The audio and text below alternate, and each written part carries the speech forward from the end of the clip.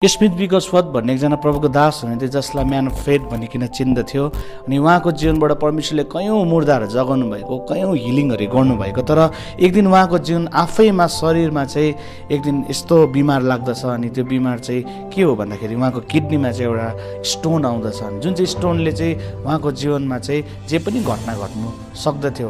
किनभने उहाँको साथी डक्टरले भनेको थियो, साथी तिमीले चाहिँ छिट्टो अपरेसन गरेनौ भने चाहिँ आज तिमी 2 दिनभित्रमा तिमीले अपरेसन गरेनौ भने चाहिँ आज तिमी मर्न पनि सक्छौ, छिट्टो अपरेसन गर भनेर भन्छ।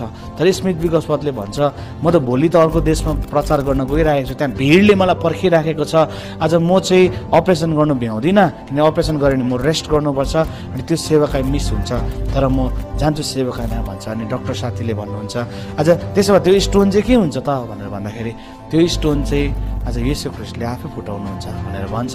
अनि त्यो स्मिथ विगसवर्थ आफ्नो सबै प्याकिङ गरिकन अर्को देशमा जान्छ आफ्नो ज्वाइँलाई लिकिन। अनि आज उसको कथामा उहाँले भन्नुभएको छ किताबमा, जसरी चाहिँ उहाँ प्रचार गरिसक्नुहुन्छ अनि बेलुका होटेलमा आइसकेपछि चाहिँ यस्तो सिभियर पेन हुन्छ, यस्तो दुखाइ हुन्छ।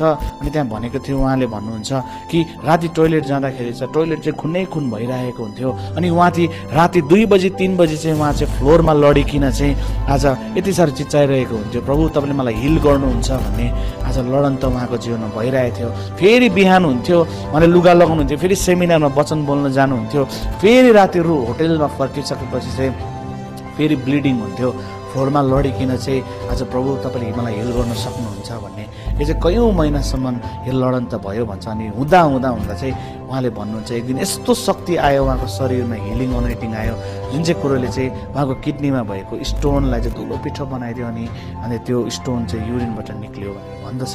अनि पछि गएर फर्केर आएर उसको साथीले डक्टर साथीले भन्नुहुन्छ, अनि तिमी अहिलेसम्म राम्रै रहेछौ त, तिम्रो स्टोन चाहिँ के भयो भन्दाखेरि स्मिथ विगसवर्थले भन्नुहुन्छ, मैले तिमीलाई भनेको थिएँ नि त्यो स्टोन चाहिँ यीशु ख्रीष्टले फुटाउनुहुन्छ भनेर, अनि यीशु ख्रीष्टले फुटाइदियो साथी भनेर भन्नुहुन्छ। प्रिय आज म तपाईँलाई भन्न चाहन्छु, यो हिलिङ अनोइन्टिङलाई यो छुटकारा आउनुको लागि चाहिँ सजिलो थिएन, तर यसको चाहिँ एउटा लडन त थियो। अनि यो लडन त चाहिँ रगत पक्ष हुने गरेको लडन त थियो, खुनै खुन हुने लडन त थियो। सायद त्यो फ्लोरमा लडिराख्दाखेरि अविश्वास, आज कतिचोटि अविश्वासले उहाँलाई हल्लाउँथ्यो होला है, त्यो आउँदै गर्दाखेरि कहिलेचोटि हुँदैन कि म हिलिङ भन्ने कयौँ महिना भइसक्यो घोषणा गरेको हुँदैन कि भन्ने कुरा उहाँको जीवनमा निश्चय नै त्यो डाउट आएको थियो होला। तर उहाँले त्यो लडन्तलाई लडिकिन उहाँले त्यो हिलिङलाई उहाँको जीवनमा प्राप्त गर्नुहुन्छ। प्रिय आज म तपाईँलाई भन्न चाहन्छु, हामी पनि केही कुरोको विश्वास गर्दैछौँ होला, अनि हामी केही कुरो हासिल गर्ने विश्वास गर्दैछौँ होला, सँगै पाउने विश्वास गर्दैछौँ होला, छुटकारा पाउने विश्वास गर्दैछौँ होला, मेरो जिन्दगी बदलिन्छ भन्ने विश्वास गर्दैछौँ होला, मेरो परिवारको व्यक्तिहरूको जिन्दगी बदलिन्छ होला, मेरो मण्डली बदलिन्छ होला भन्ने विभिन्न विश्वासमा हामी प्रार्थना गर्दैछौँ होला। तर त्यो गर्दै गर्दा हामीले परिवर्तनलाई देखेको छैन होला प्रिय हो। तर आज म तपाईँलाई भन्न चाहन्छु, त्यो नदेख्दै गर्दाखेरि चाहिँ आज विश्वास चाहिँ एउटा लडन त हो भनेर प्रभुको वचनले भन्दछ। पहिलो तिमोथी 6:12 पावलले भन्नुहुन्छ, विश्वासको उत्तम लडन त लड, अनन्त जीवनलाई पक्रिराख भनेर भन्छ। प्रिय विश्वास चाहिँ एउटा लडाइँ हो, अनि लडाइँ चाहिँ त्यसै हामी जित्दैनौँ, त्यसको लागि एउटा फोर्स चाहिन्छ। प्रिय आज तपाईँले मैले चाहिँ शैतानसँग लड्नु भन्ने टिचिङ सिक्यौँ होला, हामीले शैतानसँग फाइट गर्नुपर्छ, तर बाइबलले आज हामीलाई शैतानसँग फाइट भन्दा पनि बेसी चाहिँ शैतानलाई चाहिँ विरोध मात्रै गर भनेर भनेको छ, तर विश्वासको चाहिँ लडाइँ लड भनेर भनेको छ। यीशु ख्रीष्टले शैतानलाई त्यसै जित्नु भयो क्रुसमा। कलेसी 2:14 अनुसार चाहिँ शैतानलाई चाहिँ तहस नहस गरिदिनु, त्यसको तमसुकहरूलाई, त्यसको लेख पत्रहरूलाई क्रुसमा टाङ्दिनु भयो। हामी त्यसै शैतानलाई जित्न सक्छौँ, तर खास जित्नु पर्ने चाहिँ तपाईँले मेरो विश्वासको लडन त हो, जो चाहिँ आज तपाईँले मैले चाहिँ आज लडन त लडेनौँ भने हामी त्यो कुरा लुज गर्न सक्छौँ। पहिलो तिमोथी 1:19 पावलले तिमोथीको पत्र लेख्दै गर्दाखेरि परमेश्वरले पावलद्वारा भन्नुहुन्छ, विश्वास र सुविवेकलाई थामी राख, जसलाई कसैले आफूबाट पर सारेकोले विश्वासको जहाज डुबाई पठाए। विश्वास र सुविवेकलाई, तिम्रो फेथ अनि तिम्रो गुड कन्साइन्सलाई, तिम्रो विवेकलाई चाहिँ थामिराख है। त्यसलाई तिमीले थामेनौ भने नि आज तिमीले धेरैजनाले विश्वास र सुविवेकलाई थाम्नु सकेन लाइफमा, अनि आफ्नो विश्वासको जहाजलाई डुबाई पठाए भन्छ। प्रिय आज तपाईँले मेरो जीवनको पनि विश्वास र सुविवेकलाई हामीले पोजिटिभ थिङ्किङलाई चाहिँ हामीले थामिराख्नु पर्ने हुन्छ।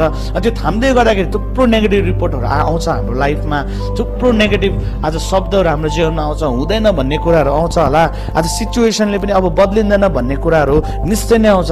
तर तपाईँले चाहिँ त्यसको फाइट ब्याक गरिराख्नु पर्ने हुन्छ। किनकि तपाईँले फाइट ब्याक गर्नु भएन भने चाहिँ आज तपाईँले आज त्यो विश्वास र सुविवेकलाई थामिराख्नु सक्नु हुँदैन।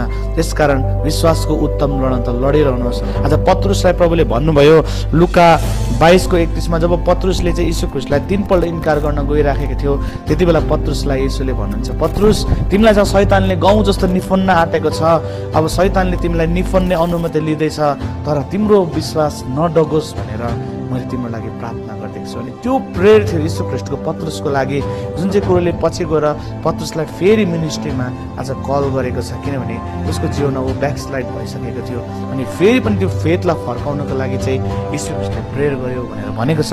हाम्रो जीवनको पनि विश्वास नडगोस् भनेर चाहिँ आज तपाईँले मेरो जीवनको त्यो उत्तम लडनतलालाई आज तपाईँले मैले लडिराख्नु पर्ने हुन्छ।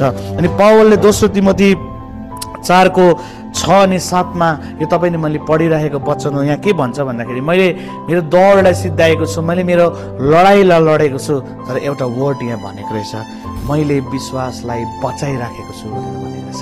प्रिय पावललाई कुन चाहिँ कुरोले चाहिँ आज मृत्युसम्म आज्ञाकारी बनायो, पावललाई कुन चाहिँ कुरोले चाहिँ उसको दौड सिद्धाउनको लागि आज उसलाई कन्टिन्यू त्यो साहस दियो भनेर भन्दाखेरि चाहिँ त्यो चाहिँ ऊ विश्वास थियो। किन उसले भन्दछ मैले मेरो लडाइँलाई जितेको छु, मैले मेरो आज दौडलाई सिद्धाएको छु, आज मैले मेरो विश्वासलाई थामिराखेको छु।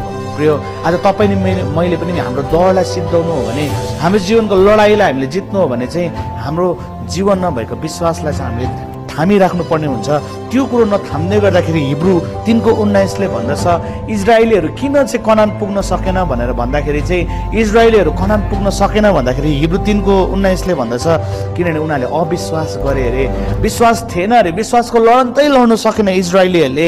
अनि उनीहरूको जीवनमा त्यो विश्वासको लडन त नलड्दाखेरि उनीहरू मरुभूमिमा मर्नु पर्यो। तर जसले विश्वास गर्यो कहाँले पनि यसोले हामी जित्न सक्छौँ, हामी फटेङ्ग्रा जस्तो छैनौँ, हामी तिनीहरूलाई जित्न सक्छौँ, सजिलैसँग आउँ हामी त्यो देशलाई कब्जा गरौँ भनेर जसले विश्वास गर्यो परमेश्वरको आवाजलाई सुनिकन उनीहरू कनानको देशभित्र प्रवेश गरे। तर बाइबलले भन्दछ हिब्रू 3:19 धेरैजनाले इजरायलीहरूले विश्वास गरेन अनि उनीहरूको विश्वासको जहाजलाई डुबाइ पठाए अनि उनीहरू त्यो प्रवेशमा आज अनन्ततामा भनौँ या कनान देशभित्र हाम्रो लागि त्यो अनन्तता हो।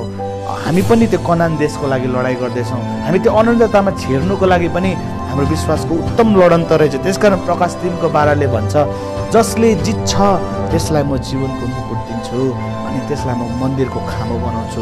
जित्नु भनेको के हो, कसलाई जित्नु भनेर भन्दाखेरि चाहिँ आज तपाईँले मेरो जीवनको विश्वासको लडाइँ रहेछ है, त्यो फाइटलाई जित्नु, हाम्रो जीवनको विश्वासको त्यो उत्तम लडन्तलाई चाहिँ आज तपाईँले मैले मरुन्जेलसम्म जित्नुपर्ने हुन्छ। अनि जसले त्यो उत्तम लडन्तलाई जित्छ आज त्यसले चाहिँ अनन्त जीवनलाई हासिल गर्छ। त्यसकारण म तपाईँलाई भन्न चाहन्छु तपाईँको लडन त तपाईँले लड्दै हुनुहुन्छ होला, तपाईँले कति आफ्नो परिवारको लागि फाइट गर्दै हुनुहुन्छ होला, विश्वासमा प्रार्थना गर्दै हुनुहुन्छ होला, लडि नै रहनुहोस्। मण्डलीको लागि त विश्वासमा प्रार्थना गर्दै हुनुहुन्छ होला, विश्वासको उत्तम लडन त लडि नै रहनुहोस्। आफ्नो जीवनको आज बिमारीको लागि तपाईँले प्रार्थना गर्दै हुनुहुन्छ होला, विश्वासको उत्तम लडन त लड्दै